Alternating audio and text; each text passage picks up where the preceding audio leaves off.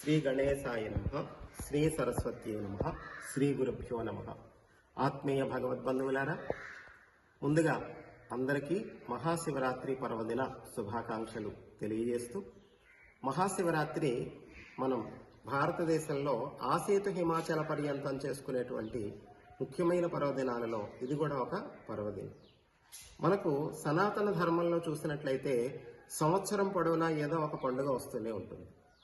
ఎందుకు ఈ పండుగలు వస్తాయి అంటే, పక్కదారి పడుతున్నటువంటి మనిషిని మరలా సరైనటువంటి మార్గంలోనికి తిప్పడం కోసం ఎప్పటికప్పుడు మనకు మానవ జన్మ యొక్క పరమావధి ఏమిటో తెలియజేసి సన్మార్గవర్తనలుగా తీర్చిదిద్దటం కోసం మన ఋషులు ఈ పర్వదినాలను, పండుగలను ఏర్పాటు చేశారు. మహాశివరాత్రి అనగానే మనకు ముఖ్యంగా గుర్తొచ్చేవి ఏమిటి అంటే, ఒకటి ఉపవాసము, అలానే రెండు అభిషేకము, బిల్వార్చన, మూడు జాగరణ. ఈ మూడు మనకు ముఖ్యంగా గుర్తొస్తాయి. ఏమిటి ఈ మూడింటిలోని ఆంతర్యము అనేది మనం తెలుసుకున్నట్లయితే, ఉపవాసము, ఉప అంటే సమీపమున, వాసము అంటే ఉండడము, అంటే భగవంతుని సమీపంలో ఉండడము. శారీరకంగానా కాదు, మనం మానసికంగా భగవంతుని యొక్క సన్నిధిలో సర్వకాల సర్వావస్థల యందు ఉండడం, మానసికంగా ఎప్పుడు భగవంతుడితో మమేకమై ఉండడం అన్నమాట. అది ఉపవాసం. భౌతికంగా అంటే అప్పుడప్పుడు మన జీర్ణ వ్యవస్థకు రెస్ట్ ఇవ్వడం భౌతికంగా కూడా ఆరోగ్యానికి మంచిది ఆ ఉపవాసం. అలా కాకుండా భౌతికంగా మాత్రమే ఆహారం తినకుండా ఉండి మనం ఏవేవో పనులు చేస్తూ భగవత్ చింతన లేకుండా ఉంటే అది సరైన ఉపవాసం కాదు. కనుక భగవంతుని యొక్క సమీపములో ఏముండాలి? మన దృష్టి ఉండాలి, మన మనస్సు ఉండాలి, అది ఉపవాసం. అలానే అభిషేకము, బిల్వార్చన.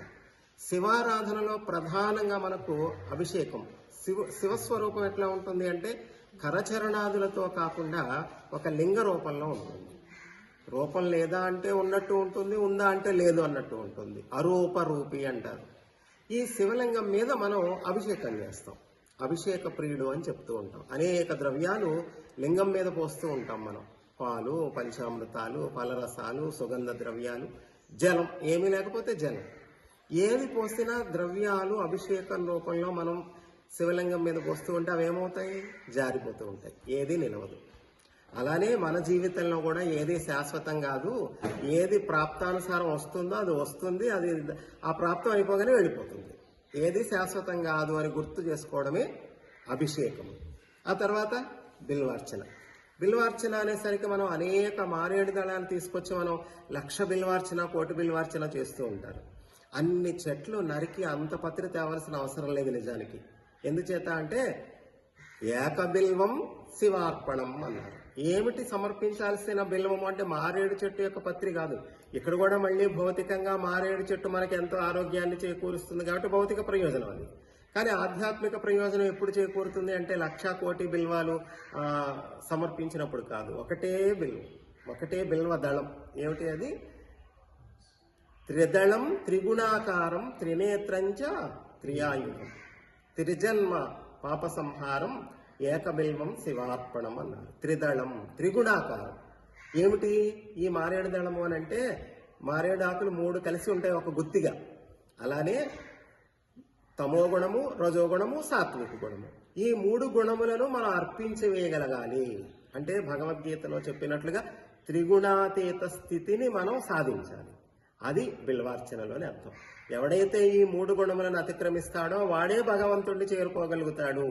ఈ గుణాలు తమో గుణంతో ఉంటే అధపాతాళానికి వెళ్ళిపోతాం. రజోగుణం అనేక జన్మలకి కారణం అవుతుంది. సాత్విక గుణం కూడా మంచి దారిలో పెట్టడానికి ఉపయోగించుతుంది తప్ప దాన్ని కూడా అతిక్రమించి వెళ్ళిపోవాలి. త్రిగుణాతీత స్థితి కలగాలి. అప్పుడు మనకి మోక్షం వస్తుంది. అది బిల్వార్చన. కనుక ఉపవాసము, భగవంతుడి సమీపంలో ఉండాలి. ఉండి ఏం సమర్పించాలి? అభిషేకము, బిల్వార్చన. అంటే ఇప్పుడు చెప్పుకున్నట్లుగా ఈ లోకంలో కనిపించేది ఏదైనా అశాశ్వతము, అనిత్యము, అన్నీ జారిపోతాయ్యా, అది తెలియజేసుకుని, అది గుర్తుపెట్టుకొని 3 గుణములను కూడా సమర్పించి గుణాతీత స్థితిని సాధించి ఎప్పుడైతే ఉంటామో అప్పుడు మనం మెలకువగా ఉన్నట్టు. జాగరణ అంటే ఏమిటి? మేలుకో. జాగరణ అంటే జాగో అంటే మేలుకో.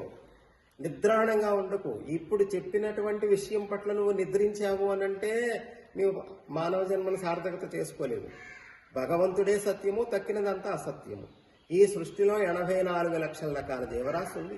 ఈ జీవరాశిలో మానవ జన్మ ఉత్కృష్టమైనది. అటువంటి మనుష్య జన్మ వచ్చినందుకు మనం ఏమి సాధించాలి, ఏమి తెలుసుకోవాలి, ఏది సాధించాలో ఏది తెలుసుకోవాలో ఆ సత్యం పట్ల నిద్రిస్తున్నాము, అసత్యం పట్ల మేల్కొని ఉన్నాం.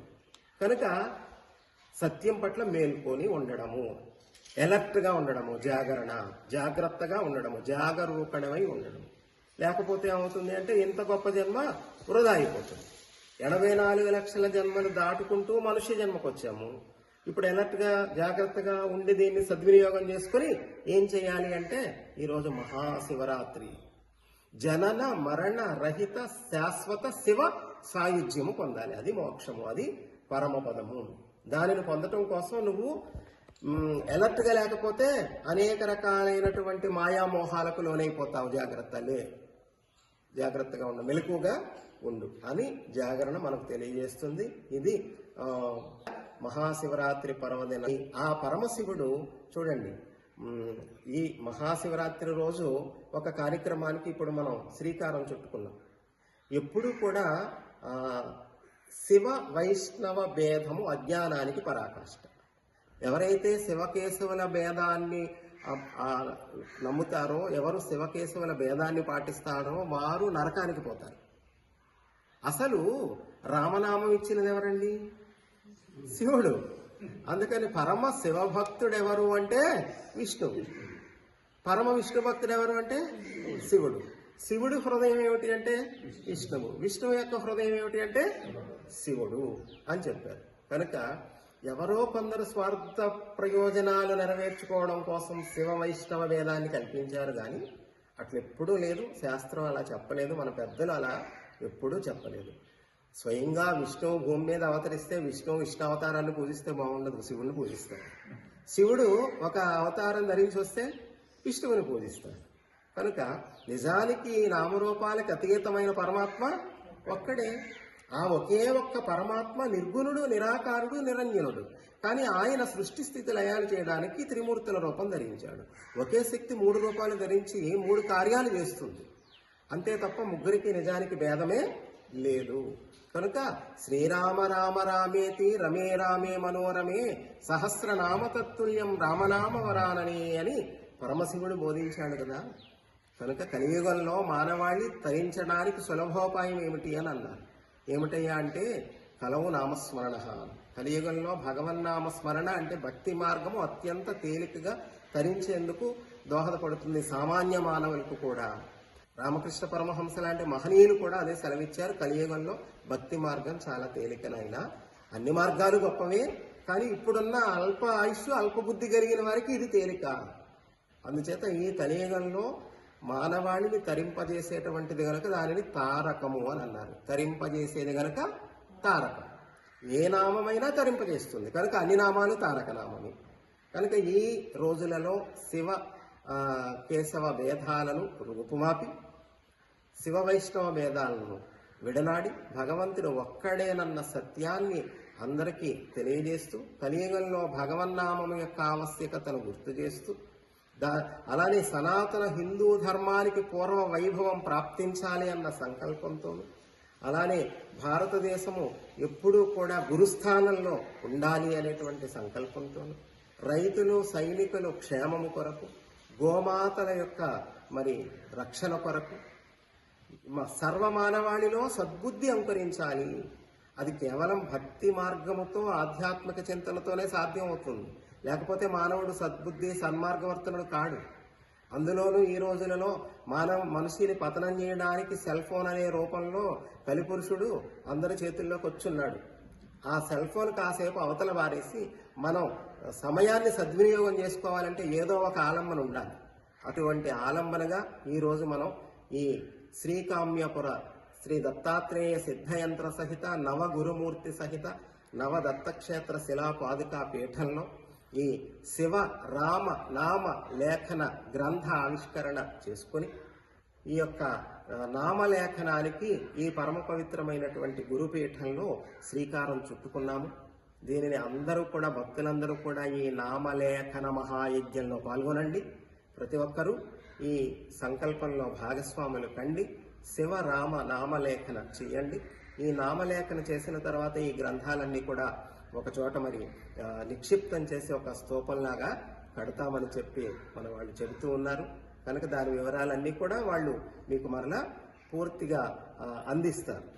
ఈరోజు మహాశివరాత్రి పర్వదిన సందర్భముగా ఈ శుభకార్యానికి శ్రీకారం చుట్టుకున్నామని తెలియజేస్తూ, మానవాళ్ళందరూ కూడా మరి సన్మార్గవర్తనులై సత్యముతో ధర్మముతో జీవిస్తూ మానవ జన్మను సార్థకత చేసుకుంటారని, అలానే సనాతన హిందూ ధర్మాన్ని కాపాడుకోవాల్సినటువంటి బాధ్యత మనందరిపైన కూడా ఉన్నది అని తెలియజేస్తూ అందరికీ శుభం భూయాత్. శ్రీ గురుదత్త, జై గురుదత్త.